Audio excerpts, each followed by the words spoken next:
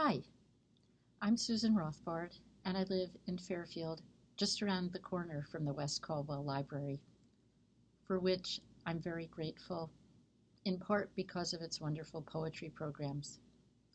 I'd like to thank Ethan Galvin and Diane Lockwood for inviting me to participate in so many of them, including reading here in this virtual series.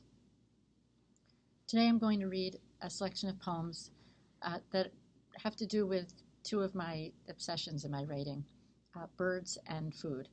So you'll hear that common motif throughout. The first poem's titled Your Voice. Your voice will always sound the same, but when you call and give your name to strangers, they won't know it's you the way your mother does each Sunday when you dial her number. Ask her all the questions you have asked her every Sunday. How's the weather? How's her neck? The leaky roof? The dying friends? And all the time you talk, you stand and stare outside, more taken by the cardinals that have returned to your backyard today, her answers drowned by all that red. You count them. 8, you think, though when they flit from branch to feeder fast like that, you can't be sure. There's nothing sure about the birds, of course. You know these 8 might not be those you saw last week, but still, you want to think they are. They know your house. They've sent word that here's a place, a home that's always full of seed, and they will always come, and you will learn their song, and something in your voice will change.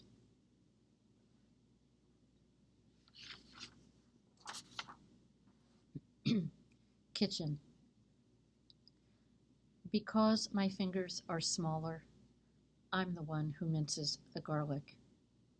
He chops the onions because they make me cry. His job to saute the broccoli rabe, mine to make the salad. I set the table, he grills the lamb. I heat the water for the pasta while he cuts the bread.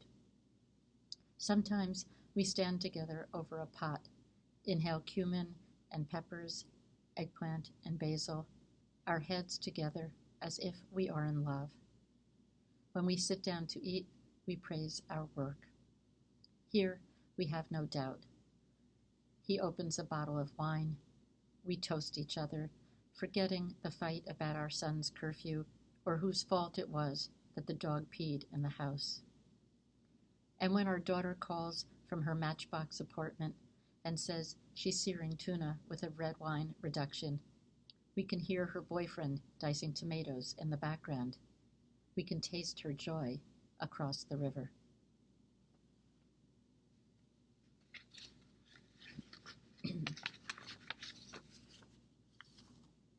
This next poem is titled Mythology. The albino deer comes every day now, suckles on the bird feeder like a baby nursing, as we stand behind the window inventing its life, which, we all agree, is not a good life, must be a lonely life, because the other deer with their smooth brown flanks move in a ballet only they know, and our strange thing does not move with them.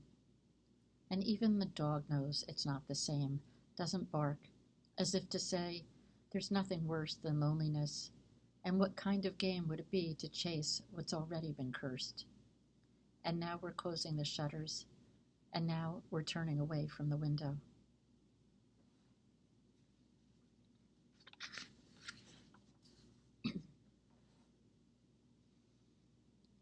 On the corner of 18th and Park. We've just come from Paul and Jimmy's, where Paul and Jimmy's sons joke about who is younger, calling each other grandfather, and wait on the tables themselves. It reminds me of Ernest and Werner, the German restaurant on Main Street in Orange, where my father would take us for Sunday dinner. It felt more like someone else's kitchen than a restaurant, but it was torn down decades ago, and even the Mexican restaurant that replaced it is gone. I couldn't tell you what's there now, just like I couldn't tell you what happened to Golden China, one town over, where no one thought it dull to order wonton soup, egg rolls, chicken chow mein, and where the fortunes in the cookies didn't seem like platitudes. Back then, I believed in the future the way I now know that what's taken away is not always what's given. It's long past bedtime, and we still have the ride home in front of us, past the post office on 8th Avenue that makes the idea of mail seem epic, and through the Lincoln Tunnel where you can know exactly when your body straddles the line between New York and Jersey and shout, "I'm in 2 states at once." That's where I want to be right now at 11 on a Saturday night, leaving a restaurant that's been around for longer than I have, on the cusp of something.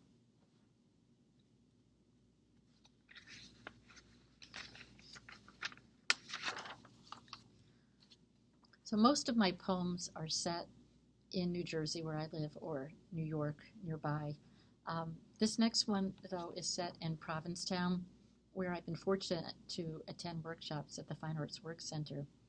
And this one was written when I took a workshop where our instruction for the prompt was to go out to the dunes. We all went as a class, and we were looking at the ocean and things around us, and there were artists nearby. It's titled Ways to Step into the World. It is hot, and I have chosen to watch not the whales or the ocean which goes on forever, but the painters clustered in the shade, heads bent toward canvas. If you didn't know they were there, you might mistake the flashes of color for a bird's wing or a tangled kite. One artist sees the scene in a wash of pale greens, blues, browns. Next to her, another idea of blue melts with orange. One man includes the detail of a broken pier. The painter to his left lifts us to sky. But I am most taken by the woman who has tucked herself in the shade so deeply I think she is hiding. She paints a beach plum. The fruit on her canvas magnifies the one on the tree. The other painters have made the world small. She has made it so large.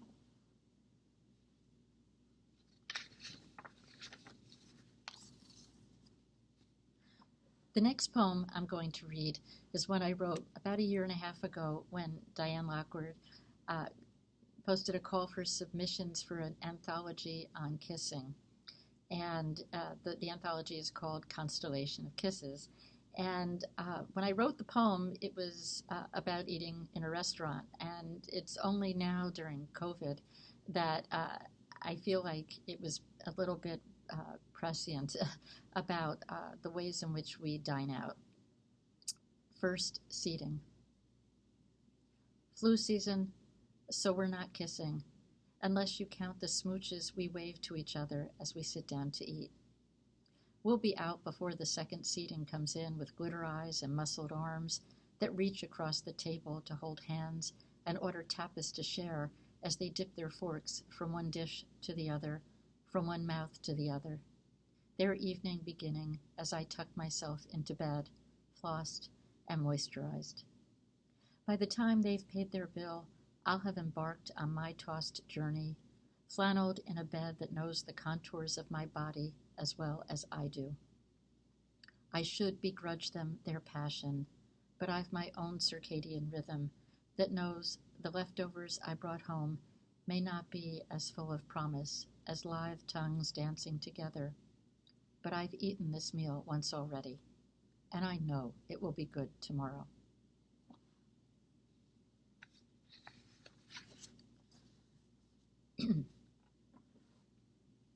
Here's another poem about food. That new. At the market today, I look for piñata apples, their soft blush yellow. My husband brought them home last week, made me guess at the name of this new strain, held one in his hand like a gift, and laughed as I tried all the names I knew. Gala, Fuji, Honeycrisp. Watched his face for clues. What to call something new. It's winter only tawny hues and frozen ground, but that apple bride was sweet, and I want to bring it back to him, that new. When he cut it, the star inside held seeds of other stars, the way within a life are all the lives you might live, each unnamed, until you name it.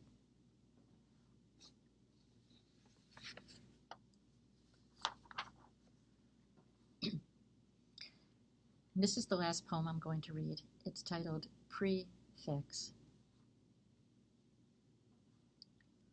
Sometimes a rock at the edge of the woods is just a rock at the edge of the woods.